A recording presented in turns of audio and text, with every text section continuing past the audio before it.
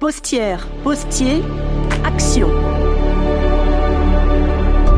Dès 1926, le congrès de la CGT revendique le droit à des congés payés. Cette année-là, l'idée d'être payé à ne rien faire, comme le bonheur, est une idée neuve. En 1936, après un mouvement social massif par la grève et les manifestations, les travailleuses et travailleurs accompagnés par la CGT ont gagné 2 semaines de congés payés. Pour la première fois, des ouvrières et ouvriers ont pu partir en vacances. Être en congé en étant payé, c'était le miracle, raconte un facteur savoyard. Aujourd'hui, le constat est qu'une famille sur 2 et un enfant sur 3 ne partent jamais en vacances. Le développement d'un tourisme marchand très agressif ne fait qu'aggraver les inégalités. La CGT continuera de revendiquer et de développer le droit aux vacances pour toutes et tous, en accordant une attention toute particulière à celles et ceux qui, pour des raisons diverses, n'y ont pas accès, notamment pour des raisons de pouvoir d'achat, mais encore face à un handicap ou d'exclusion du monde du travail. Pour la CGT, poursuivre cette bataille pour faire vivre le droit aux vacances est plus que jamais d'actualité dans le contexte de casse des droits des salariés. Il ne s'agit pas seulement de se battre pour garder les congés payés, mais de conquérir une 6e semaine pour l'ensemble des salariés. Le tourisme social s'est développé pendant les 30 glorieuses